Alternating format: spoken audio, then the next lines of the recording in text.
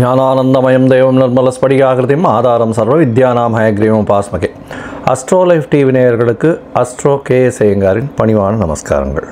வார பலன் 24/6/2024 30/6/2024 வரலும் உண்டான வாரத்திற்கு என்னென்ன பலன் மேஷம் முதல் மீன வரை அப்படின்றத பார்ப்போம். அதற்கு முன்னாடி இந்த வாரத்தில் இருக்கக்கூடிய கோல்சாரம் என்ன, இந்த வாரத்தில் வரக்கூடிய விசேஷ நாட்கள் என்ன, அதற்கு பிறகு இந்த வாரத்தில் எந்தெந்த ராசிக்காரர்களுக்கு சந்திராஷ்டமம் அப்படின்னு வரிசைப்படுத்திக்கலாம். இந்த வாரத்தில் கோல்சாரம் அப்படின்னு சொல்லும்போது காலபுருஷ தத்துவத்தின் முதல் ராசியான மேஷத்தில் செவ்வாய், ரிஷபத்தில் குரு, மிதுனத்தில் சூரியன், புதன் மற்றும் சுக்கிரன், கன்னியில் கேது, கும்பத்தில் சனி, மீனத்தில் ராகு. சந்திர பகவான் இந்த வாரம் அதிவேகமாக செல்லக்கூடிய கிரகம்னு சொல்கிற சந்திர பகவான் உத்திராட நட்சத்திரம் 2ஆம் பாதம் மகர ராசியிலிருந்து மேஷ ராசி அஸ்வினி நட்சத்திரம் வரலும் போகிறார். அதாவது மகரம், கும்பம், மீனம், மேஷம் இந்த 4 ராசி போகிறார். இந்த வாரத்தில் இன்னொரு பயிற்சி இருக்குது. புத பகவான் மிதுனத்திலிருந்து கடகத்திற்கு போகிறார். அதாவது 26/6/2024 வரணும். அதனால் அன்றைக்கி மிதுனத்திலிருந்து கடகத்துக்கு போகிறார். இந்த வாரத்தில் இருக்கக்கூடிய விசேஷ நாட்கள் அப்படின்னு பார்த்தோம்னா 25/6/2024 ஸ்ரவண விரதம். ஸ்ரவண விரதம்னு சொல்லக்கூடியது வைணவர்களுக்கு மிகவும் ஏற்றது. திரு ஓணம் அப்படின்னு சொல்லக்கூடியது. ஸ்ரவணம் அப்படின்றது திரு ஓணம். 2 நட்சத்திரங்கள் தான் திருன்ற அடைமொழி கொடுக்கப்பட்டிருக்கு. ஒன்று திரு ஓணம், இன்னொன்று திரு ஆதிரை. திரு ஓணம் பெருமாளுக்கு உண்டான நட்சத்திரம், திரு ஆதிரை சிவபெருமானுக்கு உண்டான நட்சத்திரம். ஸோ அதனால் ரெண்டுமே மிகுந்த ஏற்றம் பெறக்கூடிய நட்சத்திரங்களாக சொல்லக்கூடியது. திருவோணம் மகர ராசியில் வருது. ஓணம் மிகப்பெரிய ஏற்றமான நட்சத்திரம். மகர ராசியில் சனி பகவானுடைய ராசியில் சந்திரனுடைய நட்சத்திரம், சமசப்தமாதிபதினு சொல்லக்கூடிய சந்திரனுடைய நட்சத்திரம். நல்ல ஒரு ஏற்றம். இந்த திருவோணத்திற்கு விரதம் இருக்கிறது ரொம்ப விசேஷம். ஸ்ரவண விரதம் இருந்து வீட்டில், அதாவது எந்த ஒரு காரியத்தையும் எடுத்து நல்லபடியாக நடக்கணும்னு வேண்டிண்டு ஸ்ரவண விரதம் இருக்கிறது ரொம்ப விசேஷம். இந்த காலகட்டத்தில் இந்த விரதத்தப்போ அந்த சொஜ்ஜி பண்ணி சாப்பிடுவா, ஸ்வீட் பண்ணி சாப்பிடுவா. இது உப்பு, காரம், புளிப்பு இதெல்லாம் எடுக்கிறது கிடையாது. இந்த 25ஆம் தேதியே சங்கடஹர சதுர்த்தி, அதாவது தேய்பிறையில் வரக்கூடிய சதுர்த்தி. ஏன்னா இப்போ அடுத்து அமாவாசை வந்துடும். பௌர்ணமி முடிஞ்சு இப்போ அமாவாசைக்கு போகிறது. அதனால் தேய்பிறையில் இருக்கக்கூடிய சதுர்த்தி. தேய்பிறை சதுர்த்தி அப்படின்னும் போது நம்மளுக்கு உண்டான விஷயங்கள், அதாவது தீயது எல்லாமே போகணும் அப்படின்னு வேண்டிக்கணும். அதாவது எப்படி அப்படின்னா, நம்மக்கிட்ட என்னென்னலாம் பிரச்சனைகள் இருக்கோ அந்த பிரச்சனை போகணும்னு வேண்டிக்கணும். எனக்கு ஏதாவது பண பிரச்சனை இருக்குது, எனக்கு வீட்டில் கஷ்டம் இருக்குது, நோய் இருக்குது, உபாதைகள் இருக்குது. அது தவிர இந்த இதில் படிக்கக்கூடிய மாணவர்களுக்கு பிரச்சனைகள், அதாவது என்ன பிரச்சனை அப்படின்னா படிக்கக்கூடிய மாணவர்கள் ஞாபக மறதி அதிகமாக இருக்குது. இதெல்லாம் விநாயகர்கிட்ட போய் வேண்டிண்டு ஒரு 9 பிரதட்சணம் விநாயகர் கோயிலுக்கு போய் சுற்றிட்டு ஒரு தேங்காயை உடைச்சிட்டு ஒரு 9 தோப்புக்கரணம் போட்டுட்டு வர்றதன் மூலியமாக நல்ல ஒரு ஏற்றமும் மாற்றமும் வரக்கூடிய காலகட்டமாக அமையும். இந்த வாரத்தில் பார்த்தலையானால் எந்தெந்த ராசிக்காரர்களுக்கு சந்திராஷ்டமம் அப்படின்னு பார்க்கும்பொழுது மிதுன ராசி, கடகம், சிம்மம், கன்னி இந்த 4 ராசிக்கு சந்திராஷ்டம காலம் வருது. இந்த சந்திராஷ்டம காலம் அப்படின்னா உங்களுடைய பிறந்த ராசிக்கு இப்போ இருக்கக்கூடிய கோச்சாரத்தில் சந்திரன் 8ஆம் இடத்துல மறையக்கூடிய காலகட்டத்தை சந்திராஷ்டமம்னு சொல்கிறோம். சந்திராஷ்டமம் ஏன் ரொம்ப முக்கியத்துவம் பெறுறது அப்படின்னு பார்த்தோன்னா, சந்திர பகவான்றவர் மதிகாரகன். மதிகாரகன் மறைந்து இருக்கக்கூடிய காலத்தில் தவறான முடிவுகள் எடுக்கக்கூடும். அதனால் வெளியூர் வெளிமாநில பிரயாணங்கள் வேண்டாம். அது தவிர புது முயற்சிகள் வேண்டாம் அப்படின்னு சொல்கிறோம். யாருக்கும் ஜாமீன் கையெழுத்து போடுறது, தேவையில்லாமல் வார்த்தைகளை விடுறது, இதெல்லாம் கொஞ்சம் கட்டுப்பாட்டில் இருக்கிறது ரொம்பவும் நல்லது. இந்த காலகட்டத்தில் ஒருவேளை நீங்கள் பண்ண வேண்டிய கட்டாயத்தில் இருந்தீர்களே ஆனால் சந்திர பகவானுக்கு உண்டான எளிய பரிகாரம்னு சொல்லக்கூடிய பச்சரிசியும் நெல் இது உங்களால் முடிஞ்ச அளவுக்கு பக்கத்தில் இருக்கிற விநாயகர் கோவிலில் கொடுத்துட்டு போங்க. அதன் மூலியமாக சந்திராஷ்டமத்தின் தாக்கம் நிச்சயமாக குறையும் அப்படின்றத சொல்கிறேன். சரி, இப்போ மேஷம் முதல் மீனம் வரை இந்த வாரமான 24/6/2024 30/6/2024 வரை எப்படி இருக்குன்னு பார்க்கலாம். அதற்கு முன்னாடி என்னுடைய மொபைல் நம்பர் கீழே ஸ்க்ராலிங்கில் வந்துட்டுருக்கும். உங்களுக்கு அஸ்ட்ராலாஜிக்கல் கன்சல்ட் தேவைப்பட்டதுன்னா நீங்கள் என்னுடைய மொபைலுக்கு கான்டாக்ட் பண்ணுங்க. உங்களுடைய டேட்டு, டைமு, பிளேஸு, அதை தவிர உங்களுடைய பெயர், தாய் தகப்பன் பெயர் எனக்கு அனுப்பி வைங்க. நான் என்னுடைய கட்டணம் என்னன்னு சொல்கிறேன்.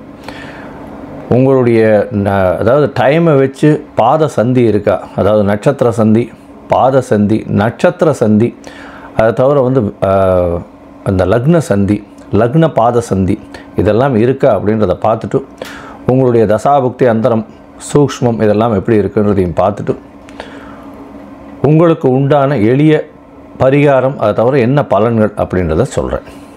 இப்போது மேஷம் முதல் மீனம் வரை 24/6/2024 30/6/2024 வரை உண்டான பலன்கள் என்னன்னு பார்க்கலாம். கன்னி, உத்திரம், ஹஸ்தம், சித்திரை இந்த 3 நட்சத்திரம் 9 பாதங்களை கொண்ட ராசி. ராசியின் அதிபதி அப்படின்னு சொல்லக்கூடியவர் புத பகவான். ராசிக்கு 10ஆம் இடத்துல இந்த வாரத்தில் இருக்கார். 26ஆம் தேதி அன்னைக்கு ராசிக்கு 11ஆம் இடத்துல வரும். அதனால் நினைத்த காரியங்கள் அனைத்தும் வெற்றி பெறக்கூடிய வாய்ப்புகள் உண்டு. எது நினைத்தாலும் அதில் வெற்றி வரும். 9-10 அதிபதிகள் 9-10 அதாவது 10ஆம் இடத்தில் சேர்ந்து இருக்கிறது பெரிய விசேஷம். இதன் மூலியமாக பொது காரியங்களுக்கு செலவிடக்கூடிய வாய்ப்புகள் உண்டு. புதிய புகழ், அந்தஸ்து, கௌரவம்லாம் வரக்கூடிய வாய்ப்புகள் நிச்சயமாக இருக்கும். 6ஆம் இடத்தில் இருக்கக்கூடிய சனி பகவான் மூலியமாக நல்ல ஒரு ஏற்றம் கிடைக்கும். எதிராளிகள் அற்ற நிலை இருக்கும். அதை தவிர பார்த்தாலேனால் உங்களுடைய ராசிக்கு 6ஆம் இடத்தில் இருக்கக்கூடிய சனி பகவான் மூலியமாக புதிய கடன் வாங்கக்கூடிய வாய்ப்புகள் உண்டு. தொழிலுக்காக கடன் வாங்குவீங்க, சொந்த தொழிலுக்காக கடன் வாங்கக்கூடிய வாய்ப்புகள் உண்டு. புதிய வேலை கிடைக்கக்கூடிய பாக்கியம் உண்டு. கான்ட்ராக்ட் வேலை அந்த மாதிரியான விஷயங்களில் வேலை கிடைக்கக்கூடிய வாய்ப்புகள், கம்ப்யூட்டர் சாஃப்ட்வேர் இன்ஜினியர்ஸ் அந்த மாதிரியான புதிய வேலைகள் கிடைக்கக்கூடிய வாய்ப்புகள் நிச்சயமாக இருக்கும். படிக்கக்கூடிய மாணவர்களுக்கு நல்ல ஒரு ஏற்றம் கிடைக்கும். எதிர்பாலினத்தவர் மூலியமாக நல்ல ஒரு ஏற்றம் கிடைக்கும். அதை தவிர ஒரு வேறு மதம், வேறு மொழி பேசக்கூடியவர்கள் மூலியமாக நல்ல ஒரு ஏற்றம் கிடைக்கக்கூடிய காலகட்டமாக இந்த வாரம் அமைகிறது.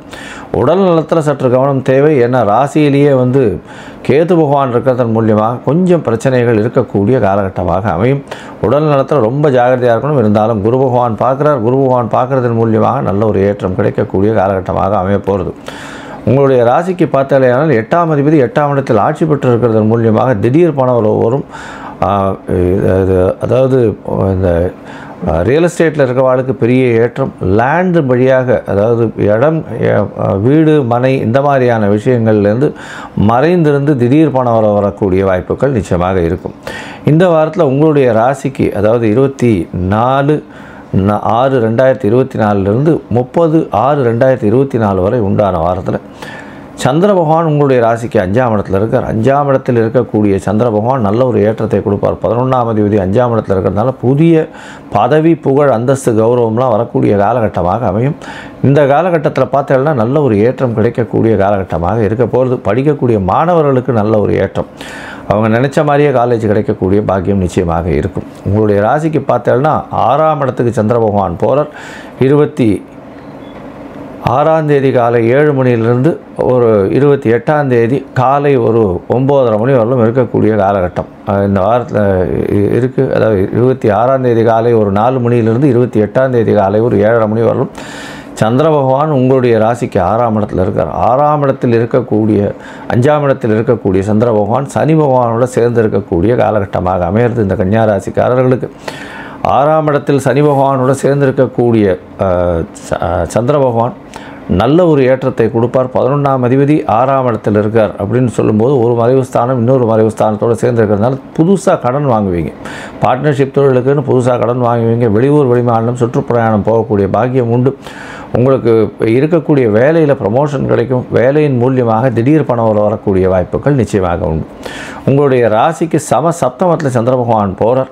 சப்தமம்னு பார்த்து இளையானால் 28ஆம் தேதி காலத்தால் ஒரு 7:30 மணியிலிருந்து 30ஆம் தேதி காலை ஒரு 9:15 மணி வரலும் இருக்கக்கூடிய காலகட்டமாக அமைய போகிறது. இந்த காலகட்டத்தில் பார்த்தோம்னா எல்லா விதமான வெற்றிகளும் உங்களுக்கு வரும். பார்ட்னர்ஷிப் தொழிலில் வந்து ஒரு நல்ல ஏற்றம் கிடைக்கக்கூடிய காலகட்டம். அது தவிர வந்து நண்பர்கள் மூலியமாக திடீர் பயணங்கள் போகக்கூடிய வாய்ப்புகள் நிச்சயமாக உண்டு. உங்களுடைய ராசிக்கு 8ஆம் இடத்துல சந்திர பகவான் போகிறார். சந்திராஷ்டம காலமாக அமைகிறது 30ஆம் தேதி காத்தாலிருந்து 2ஆம் தேதி மதியம் ஒரு 12:30 மணி வரலும் இருக்கக்கூடிய காலகட்டம். இந்த காலகட்டத்தில் பார்த்தோம்னா புது முயற்சி வேண்டாம், வெளியூர் வெளிமாநில பிரயாணம் வேண்டாம்னு சொல்கிறோம். சந்திர பகவான் செவ்வாயோடு சேர்ந்து சந்திர மங்கள யோகம் கிரியேட் பண்ணுற ரியல் எஸ்டேட் பிஸ்னஸ் திடீர் ஜாக்பாட் அடிக்கும். அதை தவிர பார்த்தோம்னா இந்த கன்னியா ராசிக்காரர்கள் ஆர்ட் டைரக்டர்ஸு, அதை தவிர வந்து இந்த புத்தகம் வச்சு வியாபாரம் பண்ணுறவா இவாளுக்கெல்லாம் பெரிய ஏற்றம். கவிஞர்கள், கலைஞர்களுக்கெல்லாம் நல்ல ஒரு ஏற்றம் கிடைக்கக்கூடிய வாரமாக இந்த வாரம் அமையிறது. இந்த வாரத்தில் நீங்கள் அருகில் இருக்கக்கூடிய இந்த கற்பகாம்பாள் கோவிலுக்கு போயிட்டு போங்க. அதாவது இதில் மயிலாப்பூர் கற்பகாம்பாள் கோவிலுக்கு போயிட்டு வர்றதன் மூலியமாக நல்ல ஒரு ஏற்றம் கிடைக்கும்.